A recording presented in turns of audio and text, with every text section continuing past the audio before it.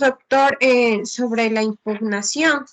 Y habíamos visto que estas son herramientas para impugnar a través de los recursos, en este caso, horizontales y verticales. Habíamos hablado de los horizontales, que es ante el mismo juez, y en este caso serían aclaración, perdón, que se da en una sentencia que no se logra entender, por ejemplo. La ampliación, que era cuando algo faltaba dentro de alguna sentencia. La reforma, que esta podía ser dentro de las providencias Pero para bueno, cambiar algo. llegamos a topar la parte inicial de la impugnación, Sí, ¿cierto? solamente Ya, hasta recurso de apelación, recurso de casación de manera general, y nos mandó a verificar con el COGEP en qué parte nomás tenemos los recursos horizontales y verticales. Hasta ahí llegamos. perfecto. Bueno,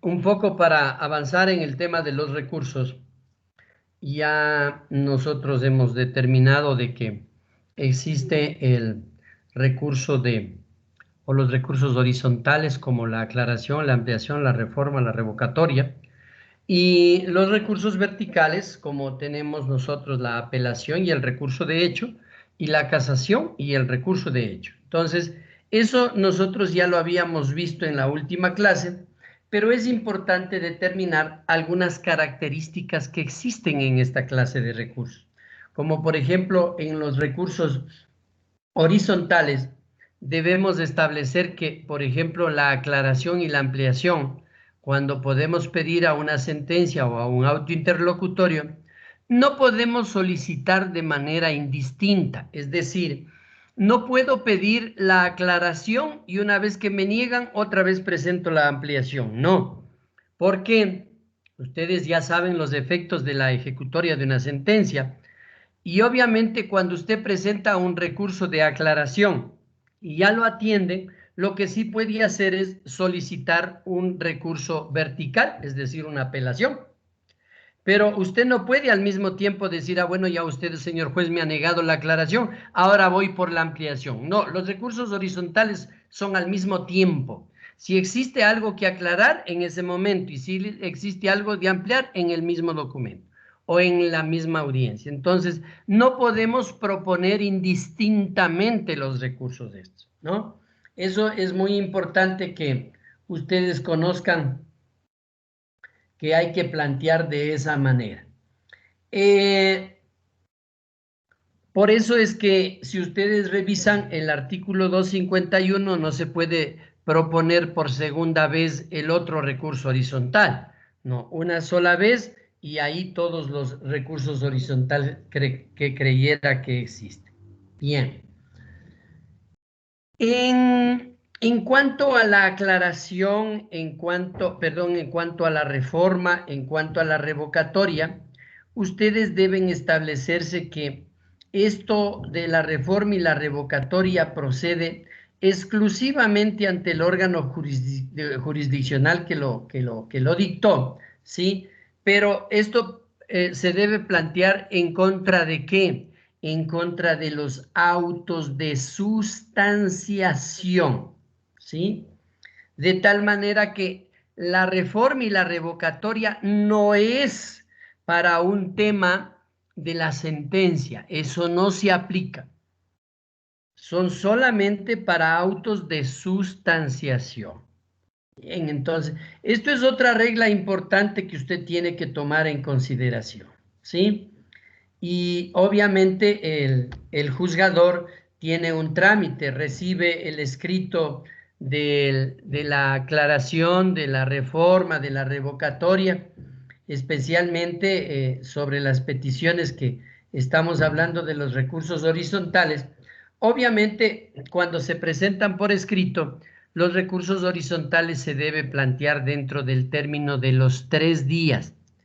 Es decir, no es como el recurso de apelación que vamos a ver adelante, que tiene un término de 10 días.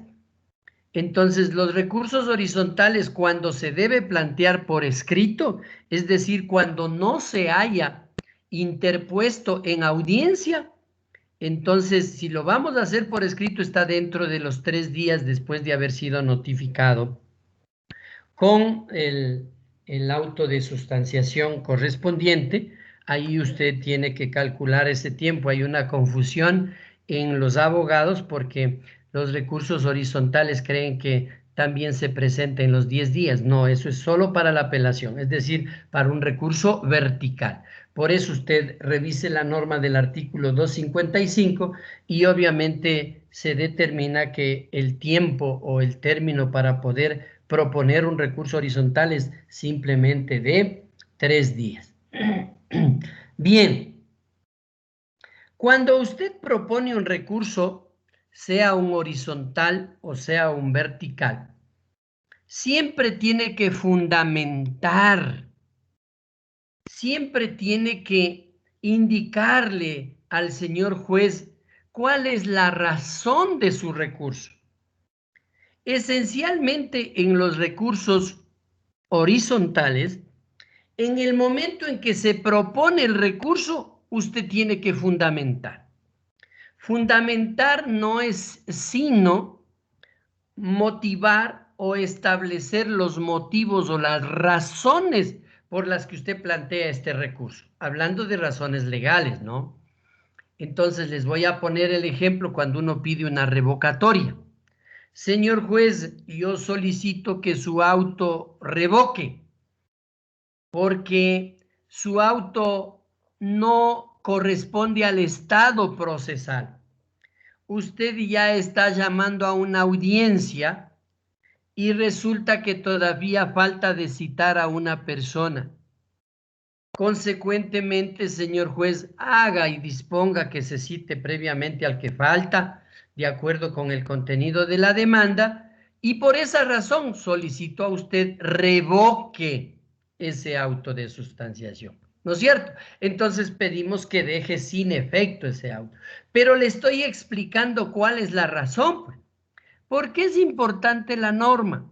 Porque a veces se presenta el recurso horizontal diciendo, señor juez, tenga la bondad, su providencia está, se ha hecho mal y yo solicito que se sirva reformar su auto de sustanciación. Usted no le ha explicado por qué razón. Usted no le ha explicado cuál es la falla legal del juez, cuál es el problema que tiene el auto de sustanciación. Usted no le ha dicho nada de eso. Entonces, así un juzgador no puede resolver, pues. Por esa razón es importante que cuando usted plantea el recurso horizontal, fundamente y señale las razones por las que usted está planteando este recurso. Bien, yo pensaría que estos son los temas que se deben tomar en consideración en los recursos horizontales. Dicho esto, nosotros pasamos al primer recurso vertical, que es la apelación. Artículo 256 del COGEP. Miren, la apelación es una forma de impugnar una sentencia o un auto interlocutorio, pero la forma, la apelación, el recurrir, tiene rango constitucional. Es decir, si usted revisa la norma del artículo 76.7.m de la Constitución, usted va a encontrar que en todas estas resoluciones existe el derecho a la doble instancia. Cuando le dice el derecho a la doble instancia, le está diciendo el derecho a apelar, porque la doble instancia quiere decir la primera instancia ante el juez de primer nivel y la doble instancia a acudir a otro juez arriba. Entonces, en la norma constitucional se reconoce este derecho a la doble instancia. Por consecuencia, si viene desde la Constitución el tema de la apelación, estamos muy claros que la apelación en el derecho a la defensa de las personas y a su vez en el debido proceso que se debe dar a un expediente judicial es de trascendental importancia. De tal suerte que Cuando hablamos de la apelación, estamos hablando de la herramienta con la que vamos a impugnar la sentencia o el auto interlocutorio, pero a su vez, nosotros debemos mirar que la apelación es una institución del derecho procesal en fase de impugnación de rango constitucional. ¿No? Entonces, esto es muy importante. Ahora bien, ¿cuándo procede el recurso de apelación? ¿Cierto? Perfecto. Entonces, nosotros decimos en el tema de la apelación, el recurso de apelación procede contra qué nomás. Nosotros ya sabemos cuáles son las providencias judiciales, ¿no es cierto? Ya aprendimos que las providencias judiciales son la sentencia, son el auto interlocutorio y tenemos el auto de sustanciación. Eso hemos aprendido. Hoy por hoy, nosotros tenemos respecto del recurso de apelación que el recurso de apelación procede primero contra las sentencias y también contra los autos interlocutorios dictados en primera instancia. Ahí uno puede apelar, porque si yo estuviera en segunda instancia, ya no puedo apelar lo que esté en segunda instancia, porque ya se acaba la apelación. Ya a lo mejor, dependiendo del proceso, tengo la casación, pero no es apelación. Entonces, cuando hablamos de la apelación, esta procede contra sentencias y autos interlocutorios dictados dentro de primera instancia, ¿sí? Así como también contra aquellas providencias, ¿sí?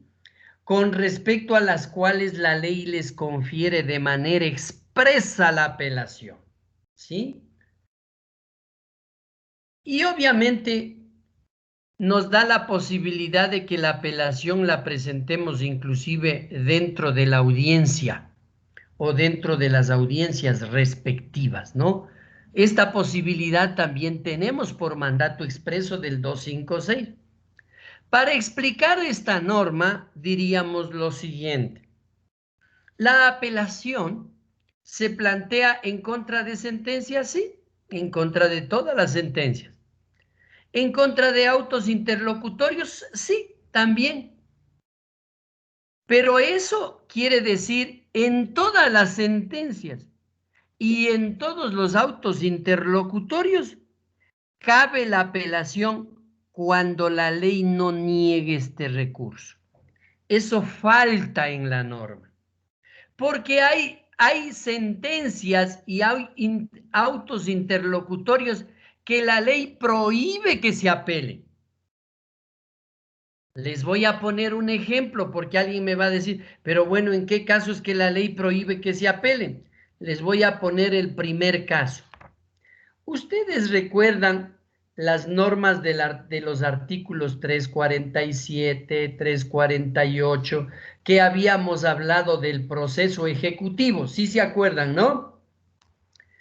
Después de esta normativa del proceso ejecutivo, usted va a tener en sus manos la norma del artículo 352 del COGEB. En esta norma está la posibilidad que en el proceso ejecutivo, cuando le citen a los demandados o al demandado, ellos no contesten la demanda. Entonces, en los otros procesos, la falta de contestación a la demanda significa una negativa pura y simple. Y aprendimos, o vamos a ver con ustedes el tema de la carga de la prueba. Ahí hemos de aprender esto. Pero les adelanto el criterio. Cuando los demandados no contestan la demanda es una negativa simple. Así se debe interpretar. Pero en el proceso ejecutivo, la falta de contestación se transforma esta norma. Y ya no es negativa simple, sino es una aceptación tácita. Cuando hay una aceptación tácita al no contestar el demandado en los procesos ejecutivos, significa que el juzgador tiene que dictar sentencia mandando a pagar la obligación, sin entrar, sin señalar audiencia, sin nada. Directo se dicta sentencia cuando no hay contestación. ¿Por qué? Porque se entiende que el demandado, al no contestar, aceptó tácitamente y reconoció la obligación. Y de esta sentencia no hay apelación. Entonces, si usted mira el artículo 352, en la última línea del primer inciso de esta norma, le dice, esta resolución no será susceptible de recurso alguno. Ahí se acabó. Vea. Entonces, usted puede ser que la norma del 256 le dice, usted puede plantear los recursos, el recurso de apelación en contra de las sentencias y de los autos interlocutorios dictados dentro de primera instancia.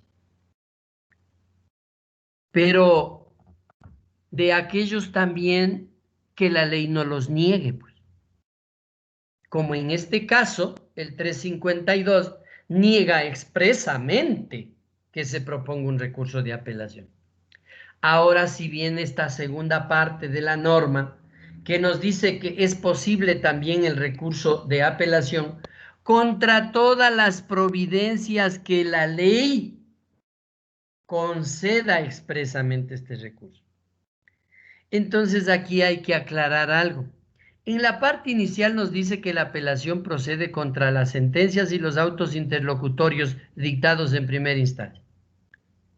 ¿Cuáles providencias faltan para poder descubrir que la ley sí ordena una apelación? Si ya la norma central nos acaba de decir que la apelación se presenta para las sentencias y los autos interlocutorios. ¿Para cuál providencia nos faltaría aplicar esta norma? Para los autos de sustanciación. Exactamente. Eso es lo que hay que entender con la norma. Entonces, la norma quedaría de la siguiente manera. La apelación es procedente o se aplica contra las sentencias, contra los autos interlocutorios que hayan sido dictados en primera instancia y que no exista norma en el código que las pueda prohibir la apelación. Y también para los autos de sustanciación es procedente la apelación, pero cuando la ley le señala que es posible apelar. ¿Cierto? Entonces, absolutamente claro, y ahí va a haber algunas inquietudes de parte de ustedes cuando nosotros observamos, por ejemplo, regresamos a una norma importante que es el 146, inciso segundo. Ahí les voy a dar un ejemplo. El señor juez, cuando dicta el archivo del proceso, cuando no se completa o se aclara la demanda, el juzgador dispone el archivo de la causa, ¿o no? ¿No es cierto? Entonces, si se dispone el archivo de la causa, la misma ley, en la ley reformatoria salió esto, le determina que esta providencia será apelable. Ahí está un caso. Entonces nosotros decimos, pero ya, yo puedo ver el auto interlocutorio, puedo ver la sentencia, pero y ahora los autos de sustanciación, aquí está un caso. En el 146 el juzgador dicta un auto de sustanciación archivando la causa, ahí se acabó, porque no está empujando el proceso, más bien lo está terminando, ahí lo deja, porque no se ha dado cumplimiento. Este auto no es un auto interlocutorio, este es un auto de sustanciación. Entonces, de acuerdo con lo que nos dice la norma que estamos observando, a nosotros nos queda muy claro que en el tema de la apelación nos queda evidente que es posible plantear también recursos de apelación en contra de los autos de sustanciación, pero cuando la ley lo determina. Ahí sí estaríamos listos con el 256. Obviamente con el 257 en adelante ya viene una especie de tramitación y podemos observar que el término para apelar, ¿sí? Y que sea debidamente fundamentado es en 10 días, sin olvidarse algo. Normalmente, ¿en qué momento dicta la resolución el juez en un proceso de oralidad? En la audiencia. Ahí dicta la resolución.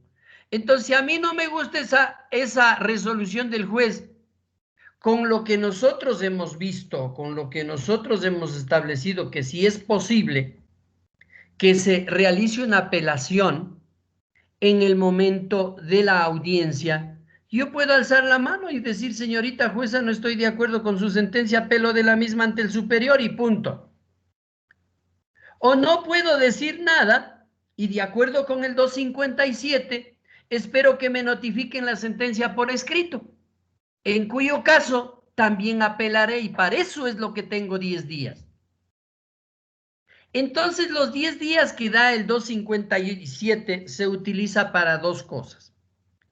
Cuando yo he apelado en audiencia, los 10 días me sirven para fundamentar mi apelación hecha en la audiencia. Pero si yo no apelé en audiencia, los 10 días me sirven para hacer las dos cosas, para apelar por escrito y para fundamentar mi recurso por escrito. ¿Está claro? ¿Sí? Entonces, en Sí, la doctor. apelación debemos tener muchísimo ese cuidado. Ahora, antes no había eso, antes de la ley reformatoria. Resulta que antes terminaba el juez la audiencia oral y si no alzaban la mano y no le apelaban, ya estaba firme el fallo. Y si después decía, ya cuando le notificaba con el fallo escrito, decía yo apelo, no, ya es extemporáneo, era antes, en los inicios del Código Orgánico General de Proceso. Ahora no, se reformó esa normativa del 257 y ahora puedo hacer una de las dos cosas sin ningún problema. En audiencia puedo apelar y fundamentar en los 10 días por escrito. O en su caso, en los 10 días puedo apelar por escrito y fundamentar por escrito. De tal manera que el derecho al debido proceso ya no se puede quebrantar de la forma que estaba diseñado anteriormente el código. ¿Estamos claros? Evidentemente, Sí, doctor. ya con ustedes hemos aprendido que los términos siempre corren desde el siguiente día de la notificación, ¿no? Eso ya sale desde los términos mismos, ¿sí? Es importante señalar que esto de la fundamentación y de la presentación del recurso por escrito tiene una excepción y la excepción es el recurso de apelación con efecto diferido. ¿Recuerdan que aprendimos ya el recurso de apelación en efecto diferido? Lo hacemos para dos cosas. Para apelar cuando nos niegan una excepción previa señalada en el 153 del COGEB, o a su vez para apelar cuando nos niegan una prueba, ¿sí? Y obviamente cuando nos niegan la prueba, podemos nosotros plantear el recurso de apelación en efecto diferido. Para cualquiera de esas dos causas, nosotros tenemos este recurso. Por eso se excepciona, porque la apelación en efecto diferido se fundamenta si acaso termina el proceso y hay un recurso de apelación.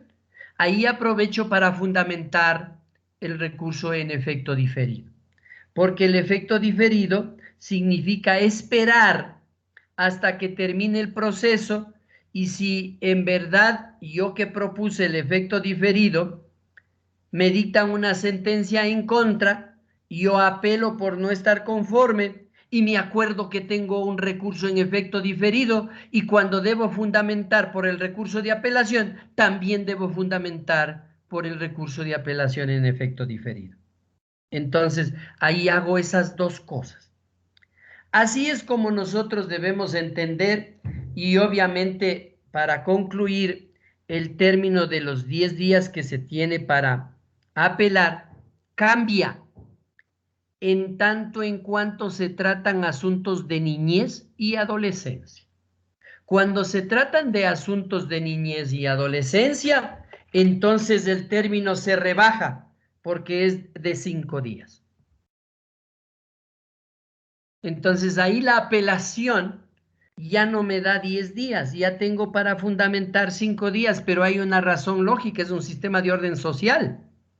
¿Cómo voy a esperar bastante tiempo? Es más, ya hemos de ir viendo normas que con relación al tema laboral, con relación al tema de niñez y adolescencia, los términos bajan considerablemente en muchísimos casos.